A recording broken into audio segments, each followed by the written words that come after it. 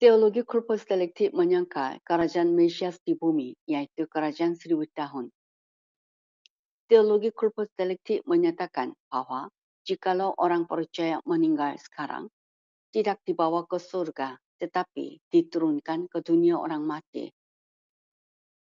Atas dasar-dasar ini, Teologi Corpus Delicti menyatakan bahwa orang baik dan orang jahat akan dihakimi bersama-sama dalam pengadilan takhta putih yang besar dalam kitab Wahyu 20 ayat 11 sampai dengan 15. Sekarang saya menyatakan bahwa ada kebangkitan pertama sebelum kerajaan 1000 tahun dalam Wahyu 20 ayat 4 sampai dengan 6. Setelah selesai kerajaan 1000 tahun, iblis akan menyesatkan bangsa-bangsa lalu dilemparkan ke dalam lautan api dan belerang. Wahyu 20 ayat 7 sampai dengan 10. Sesudah itu akan ada penghakiman takhta putih yang besar untuk orang-orang jahat yang telah meninggal. Wahyu 20 ayat 11 sampai dengan 15.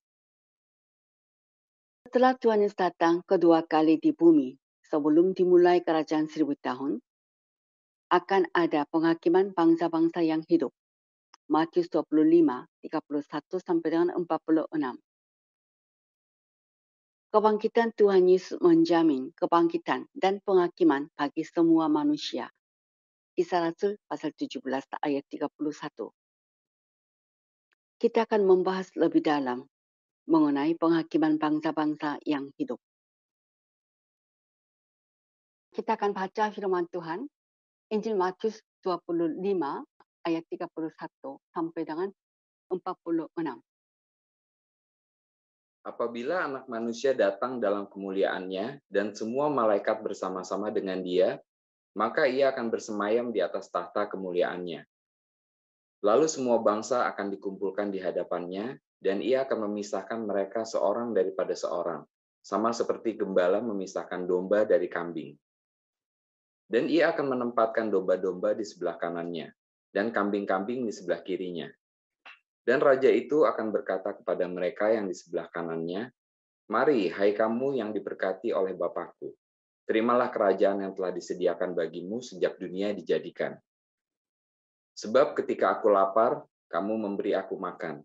Ketika aku haus, kamu memberi aku minum. Ketika aku seorang asing, kamu memberi aku tumpangan. Ketika aku telanjang, kamu memberi aku pakaian. Ketika aku sakit, kamu melawat aku. Ketika aku di dalam penjara, kamu mengunjungi aku."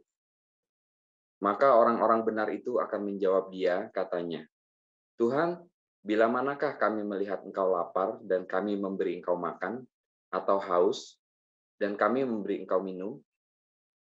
Bila manakah kami melihat Engkau sebagai orang asing dan kami memberi Engkau tumpangan, atau telanjang dan kami memberi Engkau pakaian? Bila manakah kami melihat Engkau sakit atau dalam penjara dan kami mengunjungi Engkau?" Dan Raja itu akan menjawab mereka, "Aku berkata kepadamu, sesungguhnya segala sesuatu yang kamu lakukan untuk salah seorang dari saudaraku yang paling hina ini, kamu telah melakukannya untuk aku." Dan Ia akan berkata juga kepada mereka yang di sebelah kirinya, "Enyalah dari hadapanku, hai kamu orang-orang terkutuk. Enyalah ke dalam api yang kekal yang telah sedia untuk iblis dan malaikat-malaikatnya. Sebab ketika aku lapar, kamu tidak memberi aku makan. Ketika aku haus, kamu tidak memberi aku minum. Ketika aku seorang asing, kamu tidak memberi aku tumpangan. Ketika aku telanjang, kamu tidak memberi aku pakaian. Ketika aku sakit dan dalam penjara, kamu tidak melawat aku." Lalu mereka pun akan menjawab Dia, katanya, "Tuhan, bila manakah kami melihat Engkau lapar atau haus atau sebagai orang asing, atau telanjang atau sakit, atau dalam penjara dan kami tidak melayani Engkau?" Maka Ia akan menjawab mereka, "Aku berkata kepadamu, sesungguhnya segala sesuatu yang tidak kamu lakukan untuk salah seorang dari yang paling hina ini, kamu tidak melakukannya juga untuk aku." Dan mereka ini akan masuk ke tempat siksaan yang kekal, tetapi orang benar ke dalam hidup yang kekal. Ayat 31 saya baca kembali. Apabila Anak Manusia datang dalam kemuliaannya dan semua malaikat bersama-sama dengan Dia, maka ia akan bersemayam di atas takhta kemuliaannya. Apabila anak manusia datang dalam kemuliaannya. Kalimat ini berbicara tentang kedatangan Yesus kali yang kedua di bumi. Kalau kita baca Matius 24 ayat 29, dijelaskan kapan anak manusia akan datang. Kita akan baca Matius 24 ayat 29 dan 30. Kapankah anak manusia akan datang dalam kemuliaannya?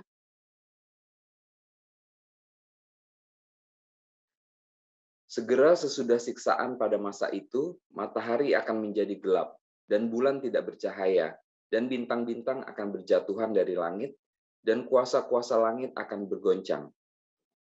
Pada waktu itu akan tampak tanda anak manusia di langit, dan semua bangsa di bumi akan meratap, dan mereka akan melihat anak manusia itu datang di atas awan-awan di langit, dengan segala kekuasaan dan kemuliaannya.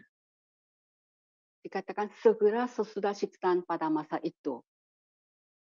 Setelah selesai tribulasi, masa tribulasi 7 tahun, maka anak manusia datang dalam kemuliaannya. Dan dikatakan semua malaikat bersama-sama dengan dia. Kalau dalam bahasa Inggris, all the holy angels with him. Semua malaikat yang kudus bersama-sama dengan dia. Mengapa waktu anak manusia datang, diikuti dengan semua malaikat yang kudus bersama-sama dengan dia? Tujuannya, pertama, untuk mengumpulkan atau menghimpunkan orang-orang Israel yang tercerai-berai, yang tersebar ke seluruh dunia. Kedua, untuk memisahkan lalang daripada gandum. Sekarang kita mau baca ayat yang tujuan malaikat yang kudus bersama-sama dengan Yesus untuk mengumpulkan bangsa Israel yang tercerai-berai. Matius 24 ayat 31. Dan ia akan menyuruh keluar malaikat-malaikatnya dengan meniup sangkakala yang dahsyat bunyinya. Dan mereka akan mengumpulkan orang-orang pilihannya dari keempat penjuru bumi, dari ujung langit yang satu ke ujung langit yang lain. Ya, di sini yang kumpulkan adalah malaikat-malaikatnya. Mereka akan mengumpulkan orang-orang pilihannya dari keempat penjuru bumi. Semua malaikat bersama-sama dengan Yesus tujuannya adalah untuk mengumpulkan orang-orang Yahudi yang tersebar. Ada ayat-ayat yang berkaitan dengan hal ini. Kita akan baca 2 ayat. Dalam Ulangan 30 ayat 4. Kemudian Yesaya 11 ayat 11 dan 12. Sekalipun orang-orang yang terhalau daripadamu ada di ujung langit, dari sana pun Tuhan Allahmu akan mengumpulkan engkau kembali, dan dari sana pun ia akan mengambil engkau. Ia akan menaikkan suatu panji-panji bagi bangsa-bangsa, akan mengumpulkan orang-orang Israel yang terbuang, dan akan menghimpunkan orang-orang Yehuda yang terserak dari keempat penjuru bumi. Ulangan 30 ayat 4, Tuhan Allahmu akan mengumpulkan engkau kembali. Kalau Yesaya 11 ayat 12, inti bagian yang inti, akan mengumpulkan. Ia akan mengumpulkan orang-orang Israel yang terbuang. Ia akan menghimpunkan orang-orang Yehuda yang terserak dari keempat penjuru bumi. Waktu Yesus datang kali yang kedua di bumi, kalau orang-orang Israel yang ada di tanah Palestina akan lahir baru dalam sekejap, dalam 1 hari. Lalu diutusnya malaikat-malaikat yang kudus ke 4 penjuru bumi untuk mengumpulkan orang-orang Israel yang masih tersebar. Dan semua orang Israel yang telah dikumpulkan kembali ke tanah Palestina, mereka akan lahir baru.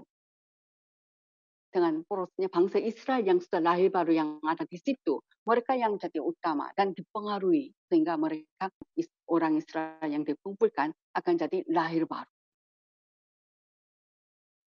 Lalu akan dimulai kerajaan Mesias bagi Israel.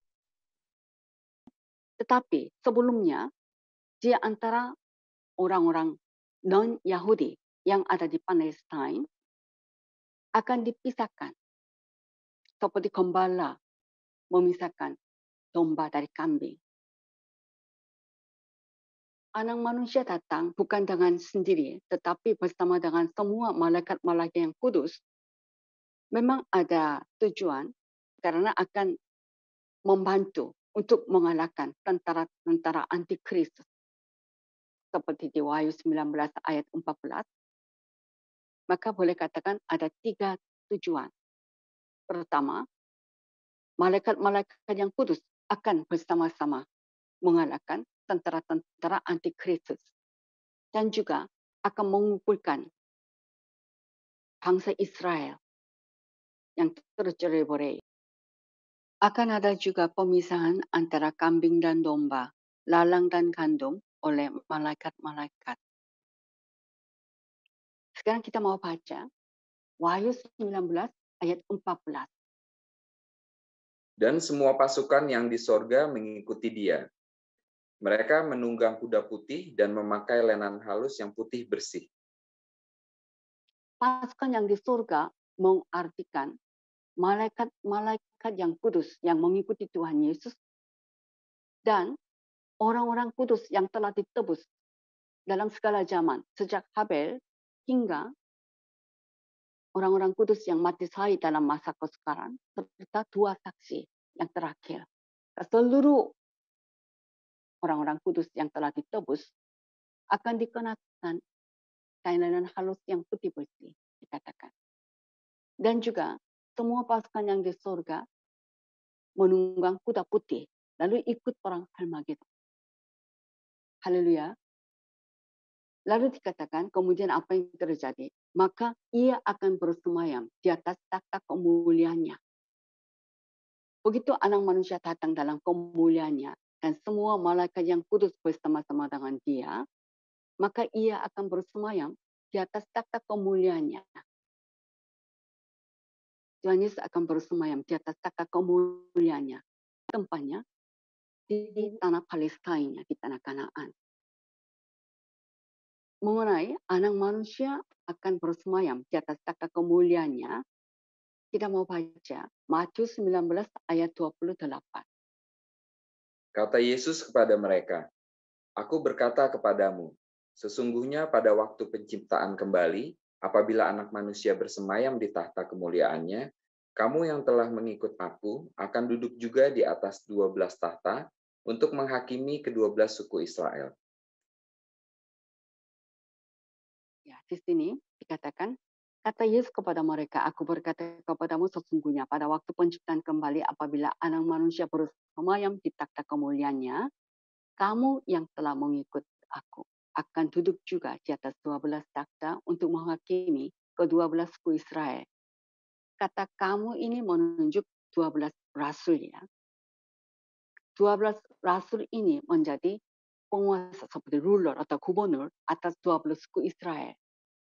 Dan di atas 12 rasul ada Raja Daud. Di atasnya adalah Yesus Kristus, Raja di atas segala raja. Maka pemerintahan dalam kerajaan Mesias adalah paling atas Tuhan Yesus, kemudian Raja Daud, lalu 12 rasul. Dan urutan dalam pemerintahan kerajaan Mesias ini, setelah selesai kerajaan 1000 tahun, lalu datang langit yang baru, bumi yang baru, tetap susunan pemerintahan kerajaan Mesias berlangsung tetap untuk selama-lamanya, yaitu Tuhan Yesus, Raja Daud, 12 rasul. Dan setelah anak manusia bersemayam di takhta kemuliaannya, kita, orang-orang percaya dalam masa perjanjian baru ini, yang telah mengikuti Tuhan Yesus dengan setia, bersama dengan 12 rasul, akan memerintah sebagai umat kebangkitan atas bangsa-bangsa non-Yahudi menurut kerja kita masing-masing. Sedangkan 12 rasul telah ditetapkan sebagai ruler, penguasa atas umat Israel secara jasmani. Sedangkan Raja Daud ada di atasnya, yaitu Raja Israel atas Israel jasmani. Dan di atasnya Tuhan Yesus sebagai Raja di atas segala raja. Setelah anak manusia bersemayam di takhta kemuliaannya, apa yang akan terjadi? Ayat 32. Lalu semua bangsa akan dikumpulkan di hadapannya, dan ia akan memisahkan mereka, seorang daripada seorang. Sama seperti gembala memisahkan domba dari kambing. Kalimat, lalu semua bangsa akan dikumpulkan di hadapannya. Kalimat ini bisa salah ditafsirkan. Seolah-olah semua bangsa non-Yahudi akan dikumpulkan di hadapan Yesus.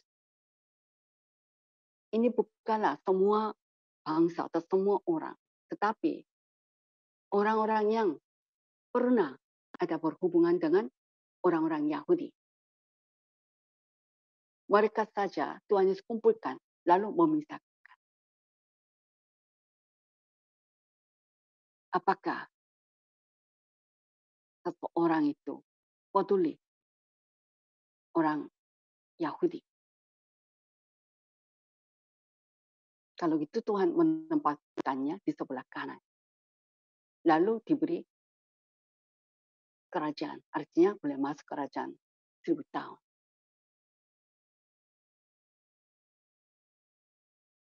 Alasannya, ketika aku lapar, kamu memberi aku makan. Ketika aku haus, kamu memberi aku minum. Seorang asing, kamu beri aku tumpangan.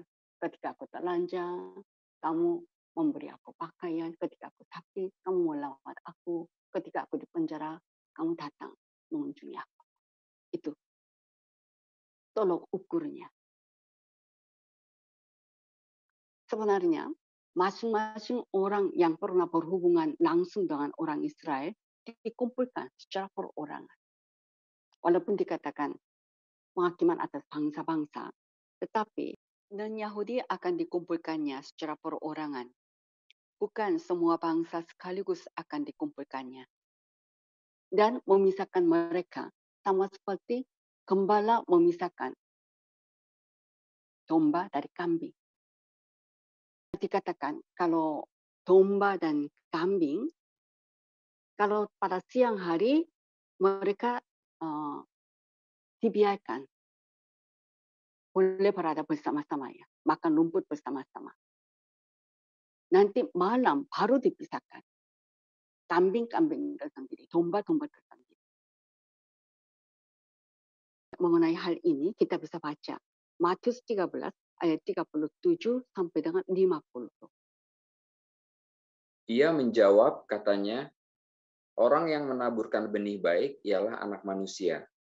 Ladang ialah dunia. Benih yang baik itu anak-anak kerajaan, dan lalang anak-anak si jahat. Musuh yang menaburkan benih lalang ialah iblis. Waktu menuai ialah akhir zaman, dan para penuai itu malaikat. Maka seperti lalang itu dikumpulkan dan dibakar dalam api, demikian juga pada akhir zaman. Anak manusia akan menyuruh malaikat-malaikatnya, dan mereka akan mengumpulkan segala sesuatu yang menyesatkan dan semua orang yang melakukan kejahatan dari dalam kerajaannya. Semuanya akan dicampakkan ke dalam dapur api. Di sanalah akan terdapat ratapan dan kertakan gigi. Pada waktu itulah orang-orang benar akan bercahaya seperti matahari dalam kerajaan Bapa mereka. Siapa bertelinga, hendaklah ia mendengar. Hal kerajaan sorga itu seumpama harta yang terpendam di ladang, yang ditemukan orang, lalu dipendamkannya lagi. Oleh sebab sukacitanya, pergilah ia menjual seluruh miliknya, lalu membeli ladang itu. Demikian pula hal kerajaan sorga itu seumpama seorang pedagang yang mencari mutiara yang indah. Setelah ditemukannya mutiara yang sangat berharga, ia pun pergi menjual seluruh miliknya, lalu membeli mutiara itu. Demikian pula hal kerajaan sorga itu seumpama pukat yang dilabuhkan di laut, lalu mengumpulkan berbagai-bagai jenis ikan. Setelah penuh, pukat itu pun diseret orang ke pantai. Lalu duduklah mereka dan mengumpulkan ikan yang baik ke dalam pasu, dan ikan yang tidak baik mereka buang. Demikianlah juga pada akhir zaman. Malaikat-malaikat akan datang memisahkan orang jahat dari orang benar, lalu mencampakkan orang jahat ke dalam dapur api. Di sanalah akan terdapat ratapan dan kertakan gigi. Ya, salah satu ayat di dalam pembacaan kita pagi ini, Matius 25, ayat 31 sampai dengan 46, adalah ayat 32 ini ya. Semua bangsa dikumpulkan di hadapan Tuhan Yesus dan Ia memisahkan mereka seorang daripada seorang, sama seperti gembala memisahkan domba dari kambing. Di Matius 13, lalang. Lalang ini adalah yang tidak ditabur oleh Tuhan Yesus, tetapi ditabur oleh iblis. Orang yang tidak ditabur oleh Tuhan Yesus ditabur oleh iblis. Tujuannya untuk memutarbalikkan firman Allah.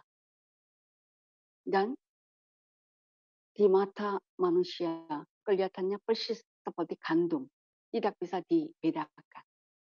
Makanya di akhir zaman penuai akan datang, yaitu malaikat-malaikat, lalu memisahkan.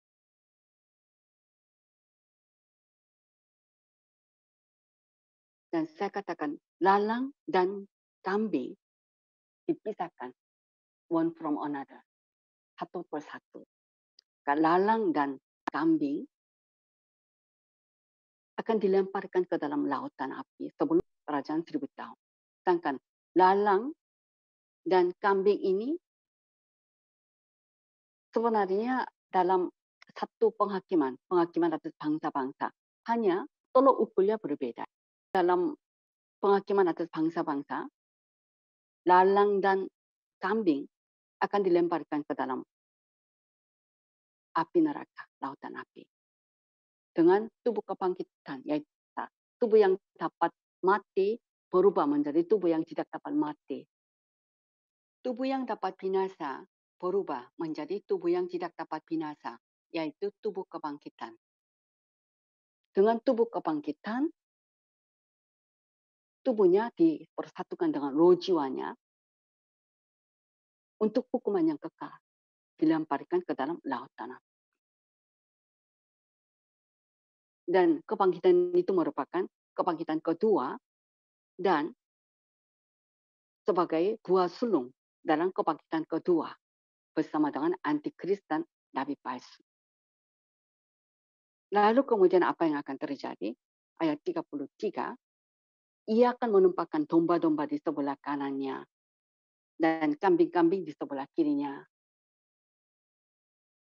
Berarti kebangkitan kedua juga ada buah sulungnya, yaitu antikris, nabi palsu, bangsa kambing, kemudian lalang.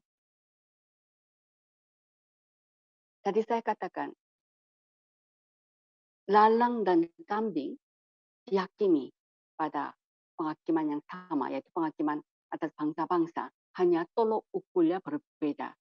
Kalau kambing dan domba, tolok ukurnya adalah saudara Tuhan Yesus, yaitu bangsa Israel, orang-orang Yahudi, yang ada dalam keadaan yang sukaria. Kalau dibantu, ditolong, terutama pada masa tribulasi 7 tahun, dengan dikatakan, ketika aku lapar, kamu memberi aku makan, ketika aku haus, kamu memberi aku minum, kemudian orang asing, aku telanjang, sakit, aku di dalam penjara. Di Matius pasal 13, lalang, tadi saya katakan itu adalah orang yang ditabur oleh iblis untuk memutarbalikkan firman Tuhan. Maka sebelum masuk kerajaan 1000 tahun, lebih dahulu kambing, lalang, antikris dan nabi palsu semua dilemparkan ke dalam lautan api sebelum masa 1000 tahun. Langsung dilemparkan hidup-hidup, yaitu dengan tubuh kebangkitan, tubuh yang tidak dapat binasa. diubah menjadi tubuh yang tidak dapat binasa, baru dilemparkan ke dalam api neraka, lautan api. Dan kebangkitan itu adalah kebangkitan kedua, dan mereka ini yang tadi saya sebutkan adalah dua sulung dalam kebangkitan kedua. Dua sulung, berarti kemudian ada yang juga dibangkitkan dalam kebangkitan kedua, yaitu semua orang-orang jahat dalam segala zaman. Mereka akan dihakimi pada penghakiman takhta putih yang besar setelah dibangkitkan juga. Dan kebangkitan ini akan menyempurnakan, menyelesaikan kebangkitan kedua. Artinya, setelah kebangkitan kedua dalam penghakiman takhta putih yang besar, tidak ada lagi kebangkitan.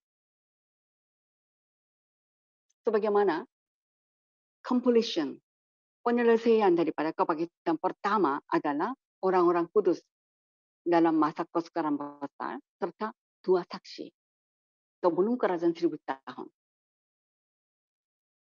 Dua sulung kebangkitan kedua, antikristus, nabi palsu, orang-orang kambing, lalang, dan lain-lain. Lalu orang-orang yang dihakimi, yang berdiri di penghakiman takhta putih yang besar, itu terakhir. Tidak akan ada lagi kebangkitan kedua. Artinya tidak akan ada maut. Alasannya, maut dan kerajaan maut itu dilemparkan ke dalam lautan api. Sudah di Wahyu 20, sudah maut dan kerajaan maut dilemparkan ke dalam lautan api. Maka tidak ada lagi maut. Tidak ada maut artinya tidak ada yang mati. Karena tidak ada yang mati, maka tidak ada kebangkitan juga. Maka kalau masuk dalam langit yang baru, bumi yang baru, tidak ada kematian. Dan tidak ada dosa. Dan tidak ada kerajaan maut juga. Tidak ada penghakiman. Karena umat jasmani tidak berbuat dosa. Sekarang kita mau lanjut dengan ayat 33. Kemudian apa yang terjadi? Dan ia akan menempatkan domba-domba di sebelah kanannya dan kambing-kambing di sebelah kirinya.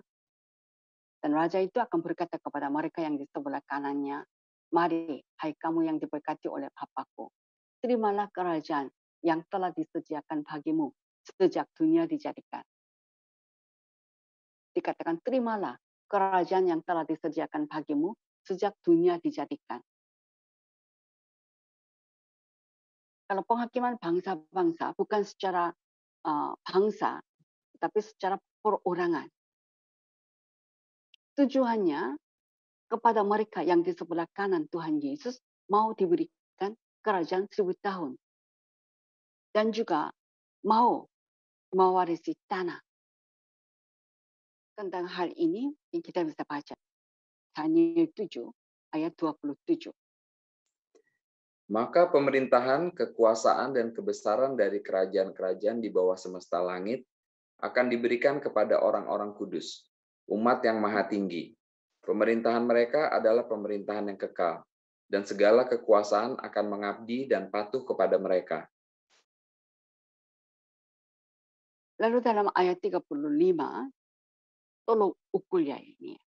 Memisahkan tolong ukurnya. Sebab ketika aku lapar, kamu memberi aku makan. Ketika aku haus, kamu memberi aku minum. Ketika aku seorang asing, kamu memberi aku tempangan. Ketika aku telanjang, kamu memberi aku pakaian. Ketika aku sakit, kamu melawat aku. Ketika aku di dalam penjara, kamu mengunjungi aku. Lalu orang-orang benar itu akan menjawab dia. Katanya, Tuhan, bila manakah kami melihat engkau lapar, kami memberi engkau makan. Atau haus dan kami memberi engkau minum. Bila manakah kami melihat engkau sebagai orang asing dan memberi engkau tumpangan. Atau telanjang dan kami memberi engkau pakaian. Bila manakah kami melihat engkau sakit atau dalam penjara dan kami mengunjungi engkau. Ayat 40, Raja itu akan menjawab mereka. Aku berkata kepadamu sesungguhnya, segala sesuatu yang kamu lakukan untuk salah seorang dari saudaraku yang paling hina ini, kamu telah melakukannya untuk aku. Salah seorang dari saudaraku yang paling hina ini. one of the least of these my brethren. Salah seorang dari saudaraku, yaitu saudara Tuhan Yesus, bangsa Israel. Di antara bangsa Israel yang mengalami kesusahan, kelaparan, penganiayaan, khususnya pada masa tribulasi 7 tahun, dan yang tidak punya tempat tinggal. Maka tolok ukur penghakiman atas bangsa-bangsa adalah apa yang kita telah bacakan. Ayat 35, 36. Dan walaupun dikatakan penghakiman atas bangsa-bangsa, ini adalah penghakiman perorangan. Satu persatu.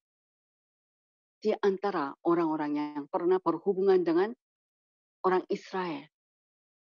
Segala sesuatu yang kamu lakukan untuk salah seorang dari saudaraku, yaitu orang Yahudi, yang paling susah. Itu kamu telah melakukannya untuk aku. Itulah tolok ukur penghakiman atas bangsa-bangsa. Dan satu poin yang penting dalam hal penghakiman atas bangsa-bangsa adalah bahwa dalam masa tribulasi 7 tahun, orang-orang Israel termasuk 144.000 orang Yahudi. Orang-orang Israel memberitakan firman, memberitakan Injil, dan dipakai oleh Allah. Waktu itu, kepada orang-orang Israel ini, apa yang kau telah lakukan secara perorangan? Apakah mencueki atau kau mempedulikannya? Mengenai hal ini Tuhan Yesus menghakimi, yaitu orang-orang non-Yahudi yang pernah berhadapan dengan orang Israel. Bukanlah sembarangan orang miskin yang ada di jalanan. Ada yang berpikir ini berkaitan dengan keselamatannya. Lalu katakan kalau menolong orang-orang miskin masuk surga. Karena menolong Yesus. Ayat ini ditafsirkannya sedemikian. Tetapi kalau dalam teks ini, daripada itu, khususnya menolong orang-orang Israel. Dan terutama dalam masa tribulasi. Dan bukanlah masuk surga atau neraka. Tetapi diizinkan untuk masuk kerajaan 1000 tahun. Diberi kesempatan untuk belajar tentang Yesus. Mengapa dalam penghakiman atas bangsa-bangsa ini tolok ukurnya adalah yang berkaitan dengan bangsa Israel. Karena baik dalam masa kesusahan 7 tahun maupun dalam kerajaan 1000 tahun, yang utama adalah bangsa Israel. Dalam masa kesusahan 7 tahun, bangsa Israel yang memberitakan Injil. Dan dalam kerajaan 1000 tahun, bangsa Israel yang menjadi kepala. Maka secara otomatis tolong ukur untuk menentukan masa kerajaan 1000 tahun atau tidak. Tolong ukurnya adalah yang berkaitan dengan bangsa Israel. Maka janji Allah dengan Abraham pasti digenapi. Siapa yang memberkati orang Yahudi pasti akan diberkati. Siapa yang mengutuki bangsa Israel pasti akan dikutuki. Kejadian 12 ayat 1 sampai dengan 3. Itu pasti digenapi. Dan sekarang Matius 25 ayat 41. Ia akan berkata juga kepada mereka yang di sebelah kirinya. Enyalah dari hadapanku, hai kamu orang-orang terkutuk. Enyalah ke dalam api yang kekal yang telah sedia untuk iblis dan malaikat-malaikatnya. Di sini kita perhatikannya. Enyalah ke dalam api yang kekal. Bukan dunia orang mati ya. Api yang kekal yang telah sedia untuk iblis dan malaikat-malaikatnya. Bukan diturunkan ke dunia orang mati tetapi dilemparkan ke dalam lautan api. Api neraka.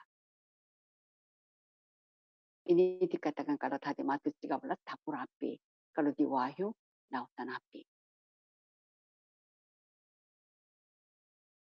Tuhan Yesus bersemayam di atas takhta kemuliaannya dan berkata kepada orang-orang yang diberkati oleh Allah Bapa yang di sebelah kanan Yesus.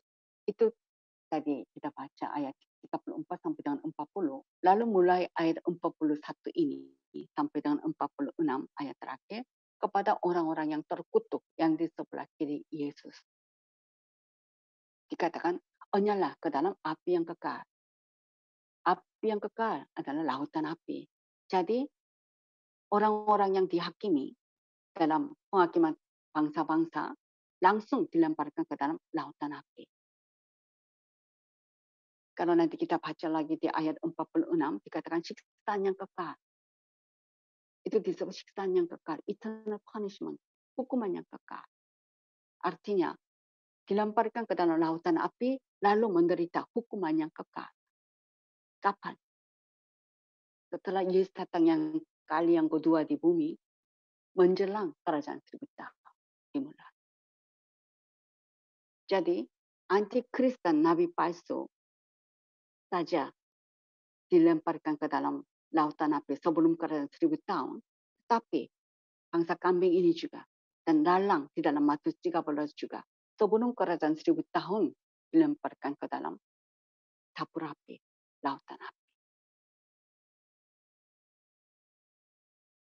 Dalam Injil Matius pasal 13 ayat 42 dan 50 dikatakan mencampakkan orang jahat ke dalam dapur api. Itu lautan api. Maka jelas yang akan dilemparkan akan masuk ke dalam lautan api sebelum kerajaan 1000 tahun adalah antikristus, nabi palsu, bangsa kambing dan lalang. Dikatakan menyala ke dalam api yang kekal yang telah sedia untuk iblis dan malaikat-malaikatnya. Api yang kekal, yaitu lautan api, telah sedia untuk iblis dan malaikat-malaikatnya. Maka sebenarnya siapapun tak perlu masuk ke dalam lautan api. Karena ini telah sedia untuk iblis dan malaikat-malaikatnya. Tetapi karena manusia mengikuti iblis terus-menerus dan menyembah iblis, maka bersama dengan iblis akan menerima hukuman siksaan yang kekal. Dan harus ada di lautan api untuk selama-lamanya. Sedangkan api neraka, lautan api, atau dapur api telah disediakan untuk iblis dan malaikat-malaikatnya. Allah Bapa berikan kesempatan kepada manusia untuk bertobat dan jangan mengikuti iblis. Artinya bertobat dan jangan berbuat dosa, tetapi tetap berbuat dosa, mengikuti iblis.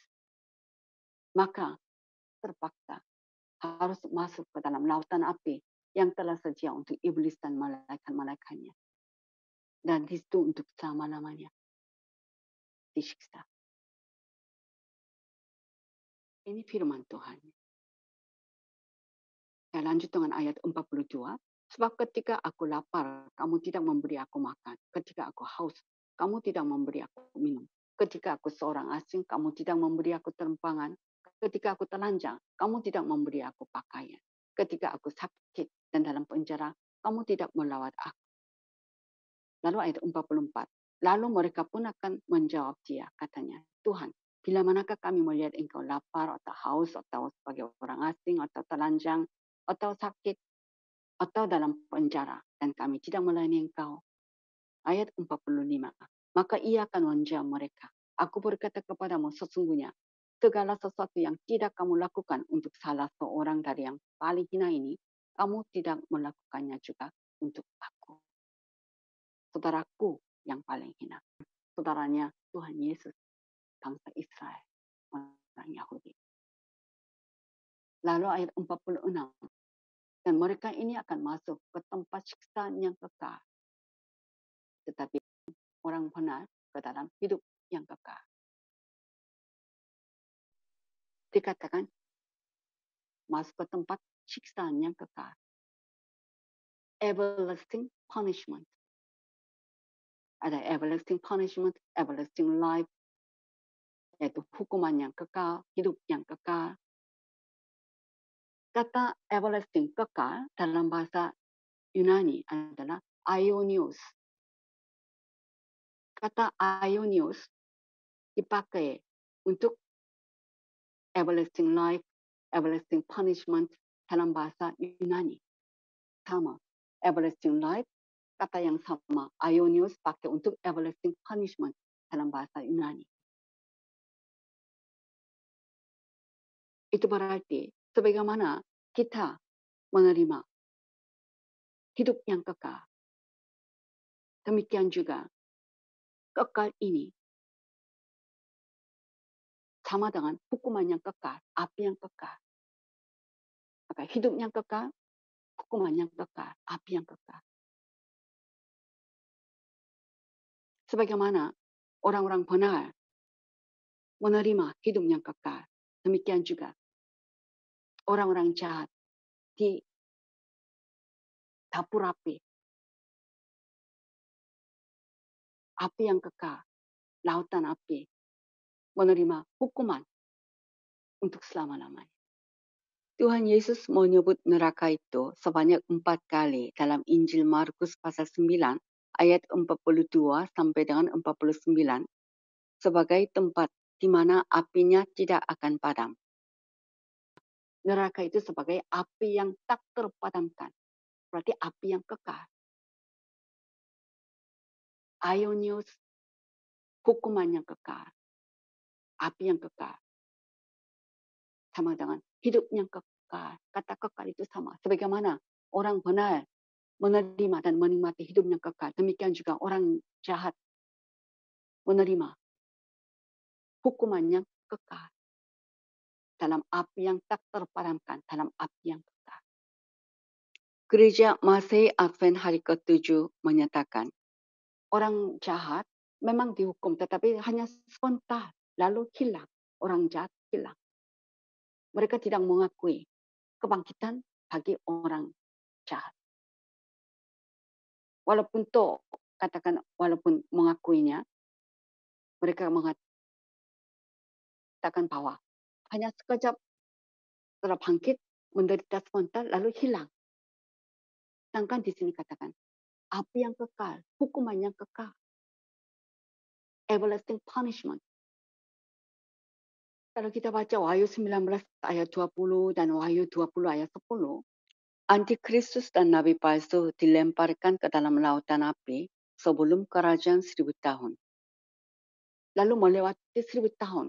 Lalu setelah selesai kerajaan 1000 tahun, iblis lemparkan ke dalamnya. Ternyata Antikristus dan Nabi palsu masih ada di situ. Dan sejak itu pun mereka disiksa sampai selama-lamanya. Kita mau baca Wahyu 19 ayat 20 dan Wahyu 20 ayat 10. Maka tertangkaplah binatang itu dan bersama-sama dengan dia nabi palsu, yang telah mengadakan tanda-tanda di depan matanya, dan dengan demikian ia menyesatkan mereka yang telah menerima tanda dari binatang itu, dan yang telah menyembah patungnya. Keduanya dilemparkan hidup-hidup ke dalam lautan api yang menyala-nyala oleh belerang. Dan iblis yang menyesatkan mereka dilemparkan ke dalam lautan api dan belerang, yaitu tempat binatang dan nabi palsu itu. Dan mereka disiksa siang malam sampai selama-lamanya. Keduanya, yaitu Antikristus dan Nabi palsu, hidup-hidup. Ini hidup itu bukan tanpa mati, enggak dibunuh. Hanya karena tubuh kebangkitan, maka ada kesadaran. Kesadaran ada. Itu dia artinya hidup-hidup. Ke dalam lautan api yang menyala-nyala oleh belerang. Lalu dan iblis yang menyesatkan mereka dilemparkan ke dalam lautan api yang belerang, yaitu tempat binatang dan nabi palsu itu. Binatang dan nabi palsu itu masih ada di dalam lautan api dan belerang. Dan mereka, yaitu iblis, antikris, nabi palsu, mereka disiksa siang malam sampai selama-lamanya. Api yang kekal, hukuman yang kekal bagi orang jahat. Kata kekal, api yang kekal, hukuman yang kekal. Kata kekal dipakai juga untuk kata hidup yang kekal. Bagi orang benar, sama kekal. Dan aionios, bahasa Greek yang sama kekal, ini juga dipakai ketika disebut Allah, Allah yang kekal. Roh Kudus yang kekal, juga pakai kata aionios sama. Allah yang kekal, the everlasting God. bahasa Indonesia Allah yang abadi dalam Roma 16 ayat 26. Kata Allah yang kekal, Roh Kudus yang kekal, the eternal spirit, kata eternal, everlasting. Ini sama bahasa Yunani, Ionios, yang sama dengan api yang kekal, hukuman yang kekal. Artinya, sebagaimana Allah kita adalah the everlasting God, Allah yang kekal. Demikian juga orang benar mendapat everlasting life, hidup yang kekal. Orang jahat mendapat everlasting punishment. Everlasting God, everlasting life, everlasting punishment. Haleluya. Allah Bapa, kami telah mengerti bahwa dalam penghakiman atas bangsa-bangsa, sebagian akan masuk, diizinkan untuk masuk dalam kerajaan 1000 tahun dan diwarisi tanah. Sedangkan sebagian akan dilemparkan langsung ke dalam api neraka, lalu mendapat hukuman yang kekal.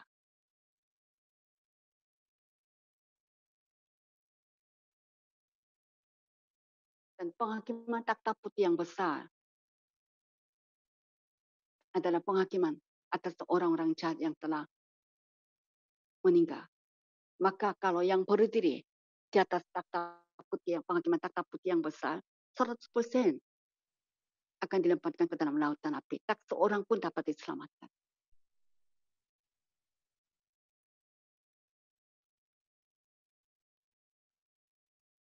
Dan Bapa, kami juga telah mengerti bahwa kalau penghakiman atas bangsa-bangsa, Tuhan Yesus yang menjadi judge, hakim.